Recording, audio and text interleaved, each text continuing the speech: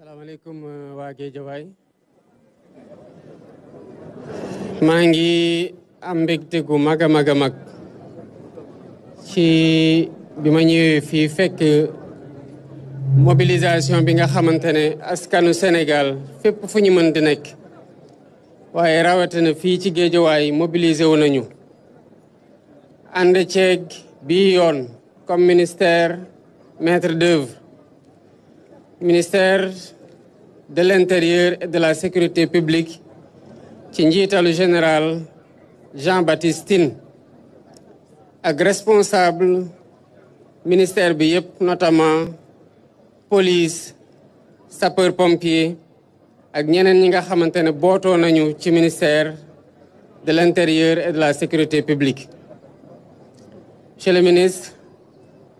di la féliciter ci qualité organisation bi ci mobilisation bi waaye tamit ci inspiration bi nga xamante ne am ngeen ko pour diversifier seen action ci communication ci co-construction maanaam booloo tabaxandoo dara ak askan wi nga xamante ne amul ay forces de défense et de sécurité yu jóge ci beneen askan ak ñi des ci askan wi ba saa suñu leen gisee ensemble mu mel ni jàmmarloo war a nekk démontré ngeen ne que Sénégal benn bopp la kenn mënu ko xar ñaar et que bu fi jàmm ji nga xam ne moom la ñu woote bëgg ko te di ci liggéey saa su ne amee policier bi mooy jóge ci famille civile bi dem liggéeyi sol tenue nekk policier bu ñëwaatee fekkaat njabootam waaye ki nekkagul policier tamit di dem di jàng ji mooy doon ëllëg policier bi. donc amul ñaari askanu policier ak askanu ñeneen wala askanu sapeur pompier wala ñeneen kon ñii nga xamante ne ñoo yore suñu kaaraange ci ñun la ñu bokk wone nañu ko waaye boole ko tamit setal ñuy féliciter tamit les autorités municipales le maire de Guédiawaye ak yeneen maire commune Guédiawaye yépp autorités administratives yi waaye ñëpp ñi nga xamante ne am nañu ndombol tànk jëlee ko ci askan wala ci réew mi ci ñi nga xamante ne ñoo booloo ŋànk bés bi pour que organisation bi mel nii. tey mooy 2e édition journée setal suñu réew ci année 2025 waaye mobilisation biñ ci gis ci diggante population yi ak force de défense et de sécurité yi ak communauté yëpp ba mu joxe résultat bii ñu fekkee défi bu du def lii parce que lii xam nañu ne mën nañ ko def bés xew que mu doon bés boo xamante ne xew la ci famille dëkkandoo yi ñëw jàppale raxas bale setal loolu yàgg nañ ko def gàmmu jot ñu mobiliser wu taalibe yi dem ci kër sëriñ yi wala foo xamante ne foofu la ñuy defee gàmmu gi defar yàgg nañ ko def ASC yàgg nañ ko def communauté yëpp yàgg nañ ko def défi bu ñu am ci suñu jamono mooy naka lañ koy wéyalee ndax ñun sénégalais suñu problème mooy commencer attitude boo xamante ne xam nañu lu positif la maanaam lu baax la lu ñu war a wéyal la ñu def ko ab diir rek bàyyi ko te saa yu ñu ko bàyyee mu dabaat ñu ci kanam mu mel ne dañuy nekk ci éternel recommencement. suñu génération défi mooy tàmm di setal pour ñii nga xamante ne ñooy tuut tànk yi di màgg di gis ñuy setal bu yàggee du ñu xam salte kon ñoom dootuñu saltel sax bay am bu ñu di leen mobiliser pour ñuy setal te loolu mooy défi yu bés yi. kon maa ngi ciy woo bépp Sénégalais ak fépp fu mu mënti nekk quel que soit solo si nga xamante ne ci ndombol tànk wala ci daraja am nañ ko ci réew mi setal suñu sécurité sanitaire moo ci dépendre avant tout loolu moo tax ñu war ci jàpp te saa yu leen ciy woo du pour ñun waaye da ngeen ñu fal jiite ñu am responsabilité wane yoon boobu saa yu ngeen jàppee ne yoon gu baax la bu ngeen ko dee def jàppale ne seen bopp ngeen koy defal ndax su ma jógee fii li fiy set waa Guédiawaye lay setal waaye du doon ñi nga xamante ñoo nekk palais ndax rarement la ñuy évoluer ci sphère bi kon noonu la ko sénégalais yëpp war a jàppee ak fépp fu ñu mën di nekk kon ci prochaine journée bi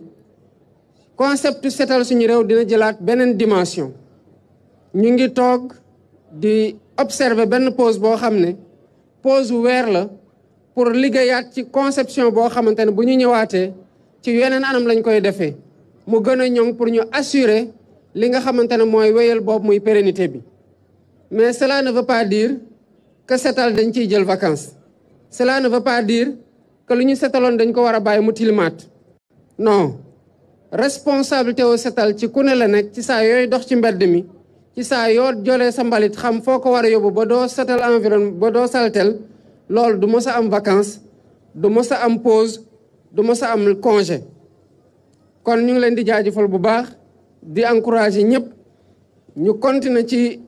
dynamique bii nga xamante ne depuis bu ñu ñëwee ba tey enclenché nañu ko te ku nekk boo koy def jàppal ne sa diggante la sa bopp d'abord parce que c'est une question individuelle sa diggante ak sa environnement la sa diggante ak sa communauté bi nga bokkal dëkkuwaay ji la waaye sa diggante la aussi ak sa réew ndax saa yu ñu demee ci réew yoo xamante ne set nañu lu ñuy njëkk setlu mooy réew mi set na te bu réew mi setee waa réew mi ñoo ko setal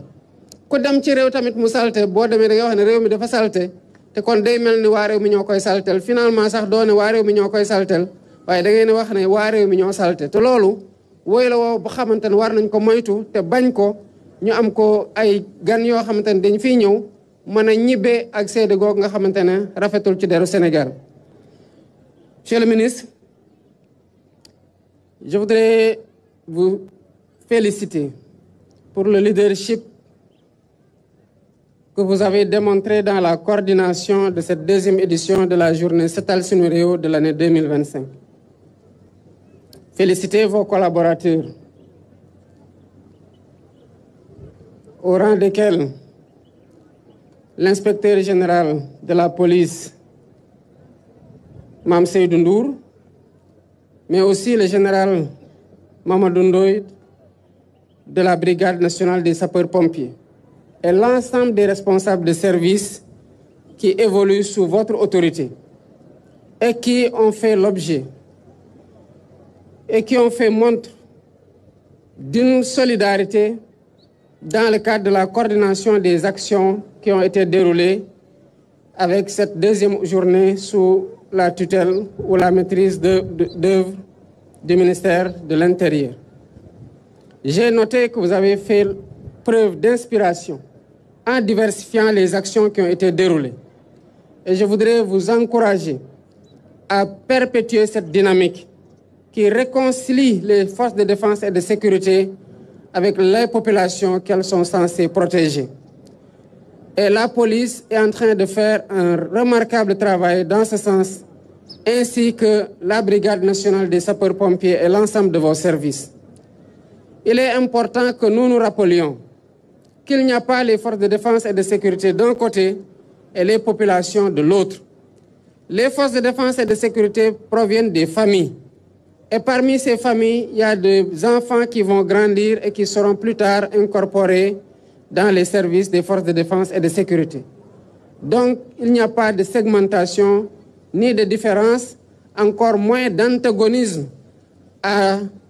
noter ou à entretenir entre les forces de défense et de sécurité et les populations. Je le répète, elles sont censées protéger les populations, sécuriser les populations. Et elles le feront d'autant plus mieux que lorsque ces populations-là vont coopérer dans le cadre des actions que ces forces de défense et de sécurité déroulent sur le terrain au quotidien. Je voudrais tous les féliciter, policiers, sapeurs-pompiers, gendarmes,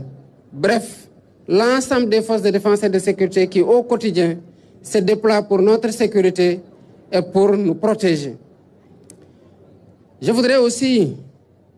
féliciter les autorités administratives locales pour leur coopération parfaite dans le cadre des journées Setal Sunu Réew. Elles ne cessent de se déployer, quel que soit le ministère qui a la maîtrise d'œuvre de la journée. Et nous avons remarqué une parfaite coopération et un leadership particulier de leur part pour le succès des journées que nous notons tous les mois. Je voudrais aussi saluer et me réjouir de l'adhésion des maires, particulièrement ici où je suis aujourd'hui à Guédiawaye, le maire de ville Ahmed Aïdara, et les autres maires des autres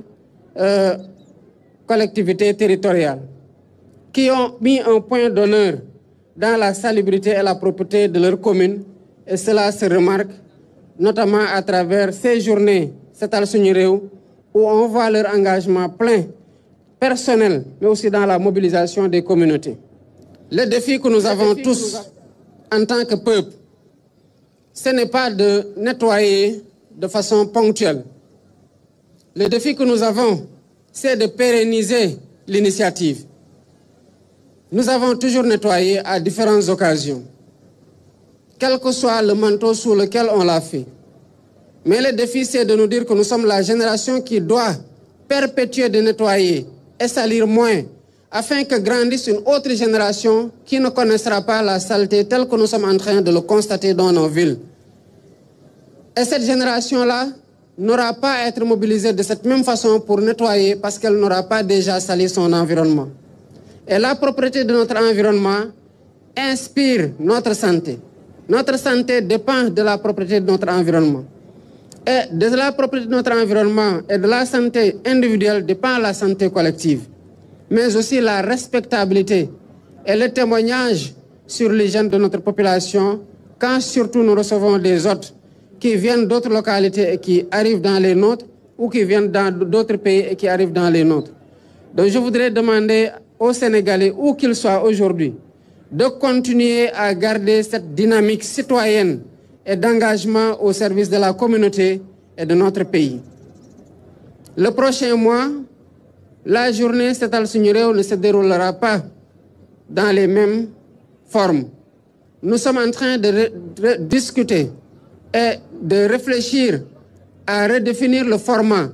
mais dans l'unique but d'être beaucoup plus efficace sur le terrain, beaucoup plus efficient, mais surtout d'assurer la pérennité. Cela ne veut pas dire pour autant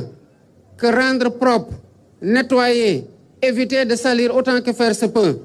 doit être en congé, en vacances ou en pause. Le même état d'esprit qui nous a fait sortir aujourd'hui et depuis même toute la semaine pour que nous nettoyions nos rues doit être un esprit quotidien et doit être définitivement ancré dans notre ADN collectif et individuel.